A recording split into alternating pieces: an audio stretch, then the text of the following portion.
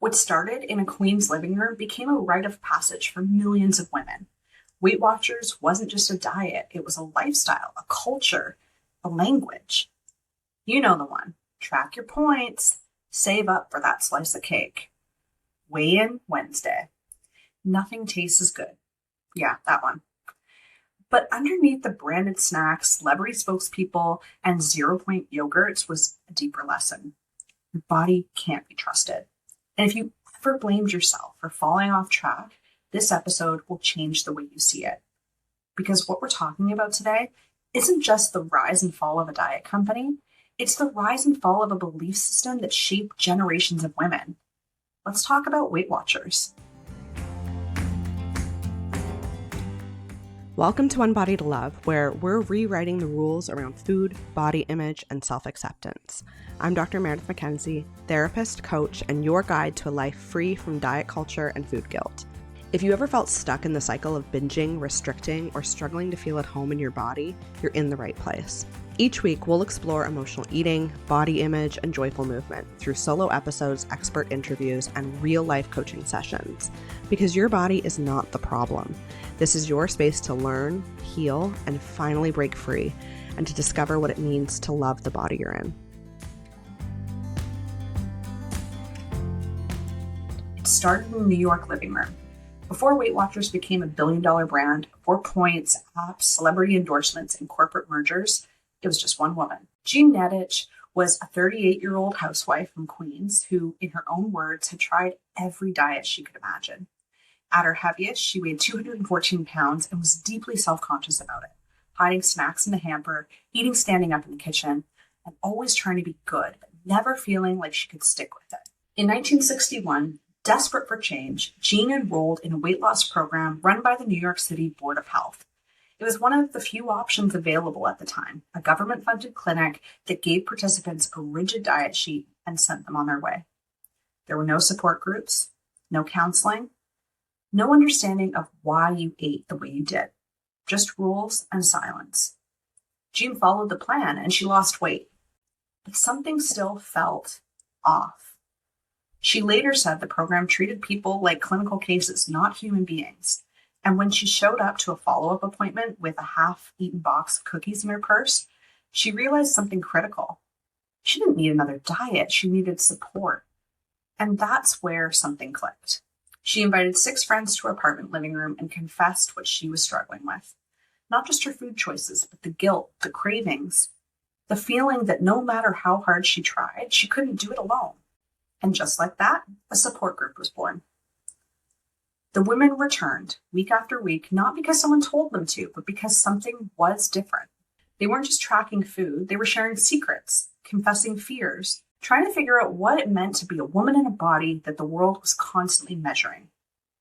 So what made this so revolutionary? At the time, women had very few tools for weight loss, and even fewer that acknowledged their emotional lives. The medical establishment offered low-calorie diets and shame. The commercial world offered diet pills, grapefruit diets, and a growing obsession with fitness, but nothing that treated women like intelligent, feeling people navigating complex relationships with food and their bodies. Jean flipped the script. Instead of handing out a list of do's and don'ts, she created space to talk, to cry, to be seen. Weight Watchers wasn't born in a lab or a boardroom. It started with human need. And whether or not we agree with what it became, that origin matters. Maybe not ironically, my one memory of my dad watching us as young kids while my mom went out was so she could attend a Weight Watchers meeting with our neighbor. And that wasn't unusual. It was normal, routine, even for women to leave their kids with their husbands one night a week and go weigh in. There was a sacredness to that ritual. But here's where we need to look deeper. Because while these early meetings offered connection and camaraderie, they also reinforced a core belief. You are not enough until you are smaller. And that belief, it came with a lot of rules. As the meetings grew, Jean formalized the program with a strict food plan, low fat, high protein, no skipping meals, no alcohol, and absolutely no sugar.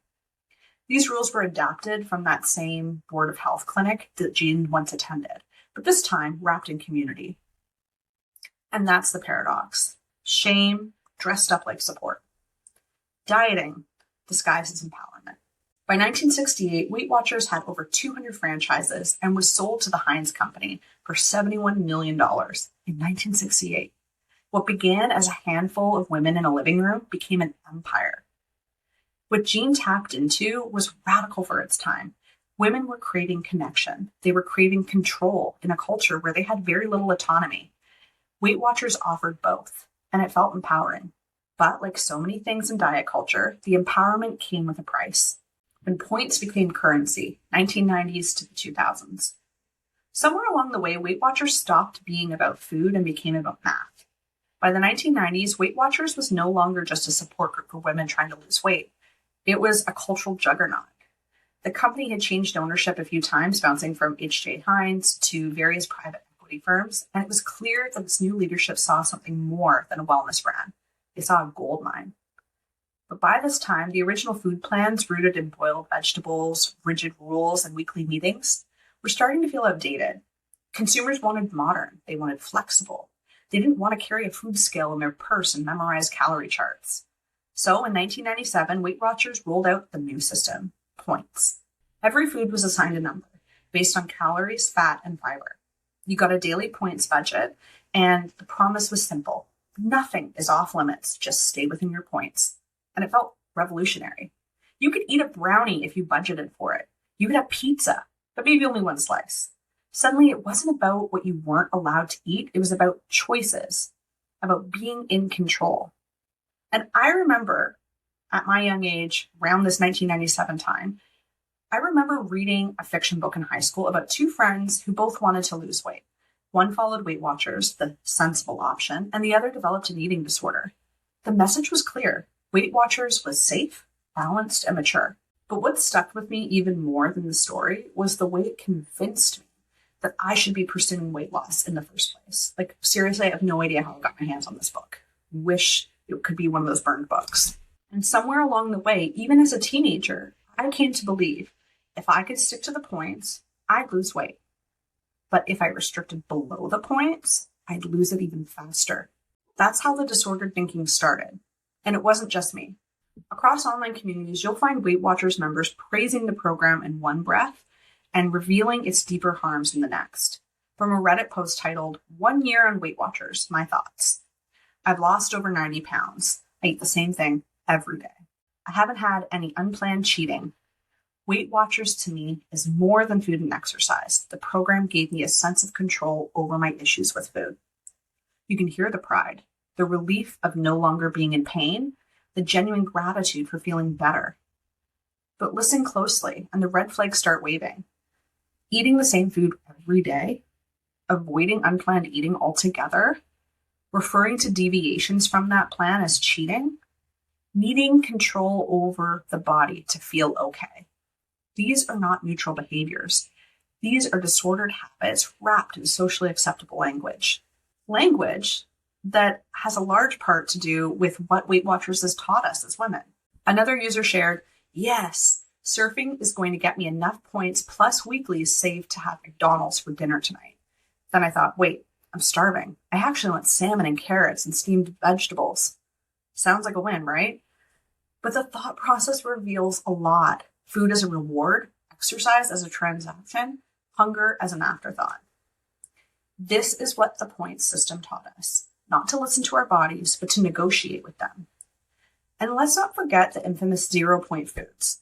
A list of foods so nutritionally good, such a green health halo, that they didn't count towards your daily total. Chicken breast, egg whites, fat-free yogurt, broccoli. This created an internal points economy that many of us still carry. You could load your plate with these free foods and feel virtuous, even if your body wanted something else, even if you were full, even if you weren't satisfied. Even now, I meet clients who can't eat a banana without calculating how many points it used to cost. It's like coding never leaves. It's like the coding never leaves their internalized system. And then there's this. Weight Watchers is free if you reached and maintained your goal weight. It sounded like a reward, but really it was a contract. One that said you can stay, but only if you keep shrinking. And if you gained weight, if your body changed, as bodies naturally do, you weren't just paying again, you were failing. More red flags that still haunt me as a therapist are hearing of members who are banking points all week for a night out. This classic restrict binge cycle. The holy grail of the scale, eating less the night before weigh-ins or skipping meals to hit a number in weigh-in time. Members saying track, track, track, as if their success depended on micromanaging every bite. And praising discipline, not nourishment, celebrating weight loss, not body trust. This is not food freedom. This is disconnection marketed as mastery. And to reinforce that message, the company leaned on celebrity spokespeople whose weight struggles were already public property. Kirstie Alley in the mid-2000s was paraded as a success story. Then when she regained weight, she was quietly dropped, her body becoming just another cautionary tale. Then came Oprah. In 2015, she didn't just endorse the program, she invested in it, bought 10% of the company, became the face of the brand. And her message was this: inside every overweight woman is the woman she knows she can be. Millions of women nodded along because if Oprah still believed that she had to shrink to become her best self, Oprah, what hope did the rest of us have? My response now, years later, what if the woman you know you can be is already here?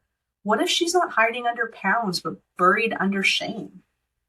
This is also the era when TV shows reinforced the Weight Watchers gospel. In a 2002 Sex and the City episode, Miranda joins Weight Watchers postpartum. Her starting weight, 152.8 pounds. The message? That number was embarrassing. Meeting Weight Watchers was a punchline. And in another episode, a man in a casino tells Miranda to move her fat ass. The response? She isn't normally that fat. She just had a baby. Online commenters now reflect on those scenes with pain. Here's a quote. Watching anything before 2012 was a trip. A size 6 was considered fat. Another commenter said, I was 135 pounds and devastated. I was only 17 pounds lighter than Miranda. And another, I'm 44 and I still don't know what a female body is supposed to look like. All I know is it's never good enough. That's the legacy of the point system. On the surface, a flexible, empowering modern diet. Underneath, a lifelong lesson in self-denial, shame, and distrust of the body. It's no surprise that many people, even you, loved Weight Watchers. It's no surprise that so many people, maybe even you, loved Weight Watchers. Because when you grow up believing your body is the problem, something that promises control feels like a solution. And when you look closer, you weren't learning how to eat. You were learning how to perform obedience and call it self-care. By the early 2010s, something had changed. For decades, Weight Watchers had been the dominant force in commercial dieting, known for its accountability meetings, its point system, its clean clinical branding. But a new cultural current was rising. Body positivity was going mainstream. Instagram was overflowing with content about intuitive eating, body diversity, and rejecting diet culture. Women, especially millennials and Gen Z, were beginning to ask questions Weight Watchers had never had the answers to before. Why do I have to shrink to be healthy? What if the problem isn't my body? What if it's the systems that are telling me it's wrong? Sensing this shift, Weight Watchers tried to do a pivot with a rebrand, a new name, and a polished new image. But the foundation hadn't changed. In 2018, Weight Watchers officially dropped the word weight from their name. The new brand was WW, standing for Wellness That Works.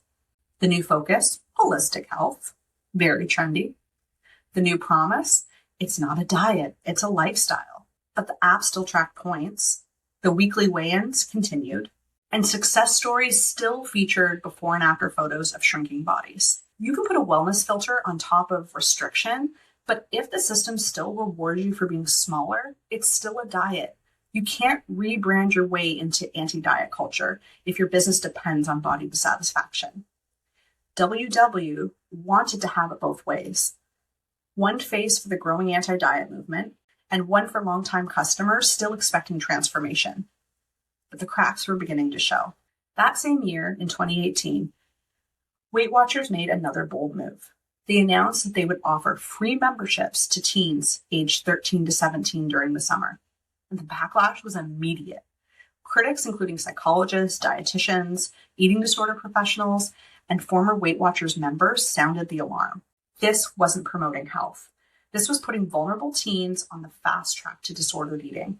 Dr. Jennifer Kuchier, clinical director of the Eating Disorders Program at McMaster Children's Hospital, told CBC's The Current that any promotion of weight loss in teens can be a trigger for eating disorders. The article pointed out that adolescence is the peak risk period for eating disorder onset, and the introduction of dieting at this age is a known risk factor. Weight Watchers claimed the program would help teens form healthy habits. But healthy habits is just another euphemism when weight loss is the outcome being tracked and rewarded. As a clinician myself, I cannot overstate how dangerous this is. I've worked with so many women who were introduced to dieting by well-meaning adults when they were teens, sometimes younger, and it stayed with them for decades. The moment you teach a young girl that her body needs to be fixed, you fracture something, and she'll spend years trying to glue it back together. It wasn't just clinical experts who were concerned. Parents spoke out.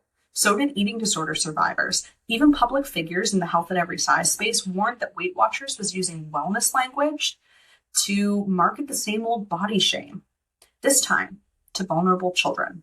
In 2019, Weight Watchers doubled down, acquiring and rebranding a mobile app called Curbo, which offered weight loss tools for kids as young as 8. The app used a traffic light system to label foods as green, yellow, or red and encouraged kids to track their weight, log meals, and measure their success. The language was gamified, friendly, and full of smiling cartoon characters. But the underlying message was clear. Some bodies are wrong, and some foods are bad. Curbo was widely condemned by the National Eating Disorder Association, pediatric dietitians and therapists, parents and clinicians on social media. Critics said it normalized food shame and promoted disordered eating in the name of health. Worse, it taught children to equate moral virtue with food choices. Curbo wasn't a fluke. It was the next logical step in a business model built on early intervention, not to prevent harm, but to secure future customers. If you can teach an 8-year-old that your body needs to be fixed, you don't just sell her a membership. You sell her a lifetime of dieting. Weight Watchers, of course, framed it as a tool for empowering families, but the cultural tone had shifted and people were no longer buying what they were selling. During this time, Weight Watchers poured money into influencer partnerships, wellness messaging, and sleek, diverse marketing campaigns. They launched meditations, fitness challenges, even wellness workshops. But here's what stayed the same: weekly weigh-ins and point tracking. Promotions based on weight loss. A free program only if you reached and maintained your goal weight, and an entire system built around shrinking. It was branding as damage control, not transformation. There was nothing genuine about it. Because when the core product still teaches people to restrict, ignore hunger, override cravings, and attach worth to the scale, it doesn't matter how you dress it up. You can't serve wellness on a tray of diet culture. Former Weight Watchers members, especially millennials and Gen Z, began sharing their stories online about how they'd skip meals before weigh-ins, about how bananas felt safe and peanut butter felt bad, about how even now, years later, they still calculate points in their heads, about how it worked, but only until it didn't. One Reddit user wrote, "I don't even use the app anymore. I just eat the same thing every day. I feel better, but I'm scared to stop." That's not a lifestyle. That's not lifestyle. That's fear that is motivating that. It's not wellness. It's chronic restriction masked as discipline. Weight Watchers wanted to move into the future, but they weren't willing to let go of the past. And in trying to be everything to everyone, wellness but weight loss, inclusive but image focused, for kids but not a diet, they ended up becoming irrelevant, not because they didn't adapt, but because we were finally starting to see through it. By 2023, the cracks in Weight Watchers' brand had become a full-blown collapse. The point system had lost cultural traction. The Curbo app had been condemned. The wellness image had worn pretty thin. And in the background, a new trend was gaining traction fast. GLP-1 medications like Ozempic, Wegovy, GLP-1 medications like Ozempic, Wegovy, Mounjaro. Originally developed for type 2 diabetes, these injectable medications were being prescribed off-label for weight loss, and the results, often dramatic, were flooding TikTok, celebrity interviews, and morning talk shows. Weight Watchers saw the shift, and they didn't hesitate. In 2023, Weight Watchers acquired Sequence, a telehealth platform offering GLP-1 prescriptions and ongoing clinical support. With that purchase, Weight Watchers became a provider of weight loss medications, an astonishing pivot for a company that once sold group meetings and frozen meals. They quickly launched the GLP-1 program, promising access to clinicians trained in obesity medicine, tailored support for nutrition and activity, compassionate, science-backed care. They describe it as a new comprehensive approach to weight health, pairing GLP-1s with lifestyle coaching and virtual support. But here's the truth. The language may be new, the platform may be sleek, but the goal is the same. Shrink your body, control the appetite, market the transformation. They're still selling the fantasy, the idea that this time it'll be different, that this is finally the solution. But GLP-1s aren't magic, they're appetite suppressants. And suppressing hunger doesn't teach you how to trust your body, it teaches you how to ignore it more efficiently. In 2024, Oprah quietly stepped down from Weight Watchers' board of directors and donated all of her stock profits to the National Museum of African American History and Culture. She expressed public support for Weight Watchers' mission, but critics noted the timing. Her exit came as Weight Watchers was pivoting hard into the GLP-1 space, just before she revealed that she herself was using weight loss medication. It was quiet, strategic, calculated. It said everything without saying anything. Even Oprah, who once told us our true selves were hidden beneath our weight, had traded points for a prescription, and Weight Watchers had stopped pretending otherwise. If you scroll through their GLP-1 marketing today, you'll notice what's emphasized: clinically appropriate care, weight health, sustainable, science-backed support and programming, personalized coaching. But what's missing? The side effects: nausea, vomiting, fatigue, muscle loss, and disordered eating triggers. The emotional fallout of outsourcing hunger to a drug. The social pressure to lose weight in a way that looks effortless. The fact that many people regain weight after stopping the drug with no support for what that means emotionally. And here's the kicker. The brand that spent millions trying to rebrand itself as WW, Wellness That Works, has quietly returned to start calling itself Weight Watchers on their own website, in its GLP-1 program, and in its marketing materials. After years of trying to shake the word weight, they've gone back to it. This tells me everything I need to know. The rebrand didn't work, the culture shifted, and they couldn't keep up. So now they're doubling down on the original promise that thinness is health and smaller is better. If you want to dive deeper into what these medications do biologically, emotionally, and socially, I've covered this in detail in episode 11 on the podcast. We talked about what's really being sold and why so many women feel conflicted about these drugs, even when they seem to work. The link to episode 11 is in the show notes.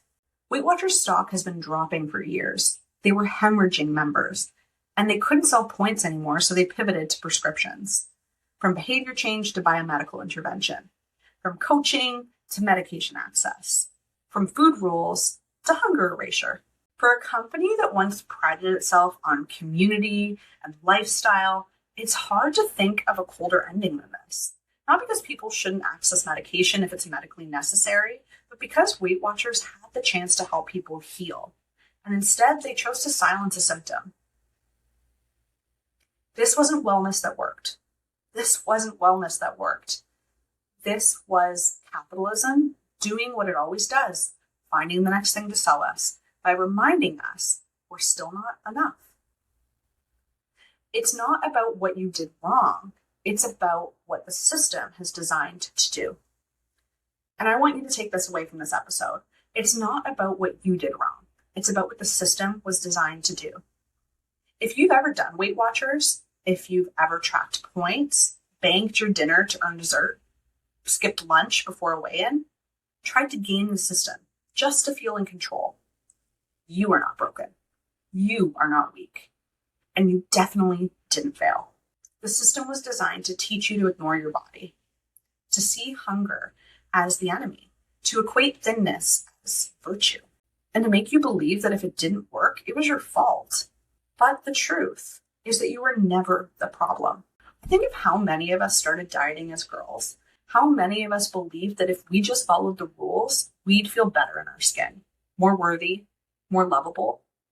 But all we got was shame, distrust, and the sense that our body was this unruly thing that needed constant fixing. We were taught to measure success by the scale, to see food as math, to approach health like a project that we could complete if we were just disciplined enough. But what if we weren't meant to control our bodies? What if we were meant to live in them? What if your hunger isn't a problem to fix, but a message to truly listen to? What if fullness doesn't have to mean guilt? And what if food can be about pleasure, connection, energy, and enoughness, not punishment or performance? This is the work I do now. This is why I created Food Freedom in a Weekend, a gentle, accessible plan to begin unlearning all of this. Because the antidote to diet culture isn't another set of rules. It's learning how to come back to your body. If Weight Watchers told you to fear your cravings, this program will help you understand them. If Weight Watchers taught you to micromanage every bite, this will help you soften. It's learning how to come back to your body. If Weight Watchers taught you to fear your cravings, Food Freedom in a Weekend will help you understand them. If Weight Watchers taught you to micromanage every single bite, this will help you soften. If Weight Watchers convinced you that good enough was always 5 pounds away, this is your chance to call back your power. Food Freedom in a Weekend is for you if you've restarted your Weight Watchers app more times than you can count, telling yourself that this time you'll stick with it, only to feel like a failure by Friday. If you still feel anxious around foods that used to be high point or off plan, like peanut butter, pasta, or anything that didn't get pre-tracked. You find yourself overeating at night or on weekends after being good all day and then spiral into guilt, convinced that you've undone all of your progress. Or if you know you're tired of dieting, but still secretly believe you need to lose weight first before you're allowed to feel at peace with your body. Or if you want to stop tracking every bite, but you're scared that if you stop, you'll lose control. And if you crave a calm, trusting relationship with food, but after years of weighing in, counting, and comparing, you don't even know what hunger feels like anymore. It's not a meal plan. It's not about willpower. And it's definitely not about weight loss. But it's about finally finding relief and starting the journey home to yourself, as cheesy as that sounds. So if you want to take that first step, you can check the show notes for the link to Food Freedom in a Weekend. And if you haven't listened to episode 11 on GLP-1s and body image, it pairs beautifully with today's episode. I go deeper into the emotional layers of hunger, medication, and why this shift is so hard. That link's in the show notes too. It's not just about rejecting Weight Watchers. It's about reclaiming everything it taught you to doubt. Your hunger, your intuition, your enoughness. You don't need a point system. You need a pause, a breath, a weekend to come back to yourself. That's it for today's episode of One Body to Love. I'm so grateful you chose to spend this time with me. These conversations around food and body image can be deeply personal, and the fact that you showed up today open and curious means more than I can say. If today's episode resonated with you, I'd love to hear your thoughts. Come connect with me on Instagram at Dr. Meredith Mackenzie. Send me a message, share what stood out, or just say hi.